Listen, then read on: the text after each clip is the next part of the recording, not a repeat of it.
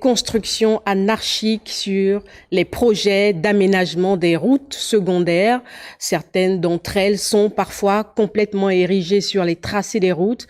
Tenez, à Angoundje Château, par exemple, dans la commune d'Akanda, c'est un mur qui a été dressé au milieu de la route. Il est d'ailleurs menacé de démolition. Belin Bekita, Medarengeng. Libreville devient chaque jour qui passe une ville aux monstres embouteillages. La construction des voies secondaires et leur planification à long terme sont sans nul doute une des raisons du retour dans le gouvernement d'Ansima II du ministère de la Planification, salué par plusieurs. Et je pense que le président de la transition est en train de recadrer les choses.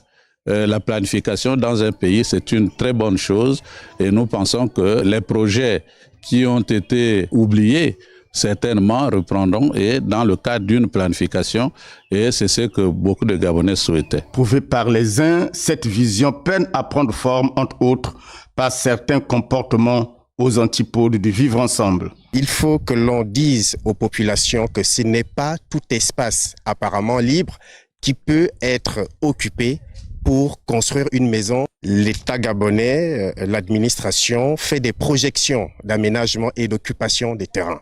Et tous les projets de voirie ne peuvent pas être réalisés d'un seul trait.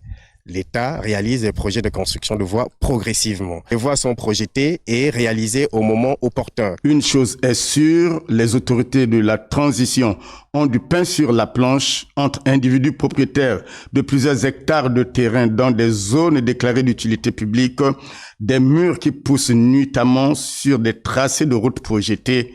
La tâche est ardue et ressemble aux 1000 travaux d'Hercule.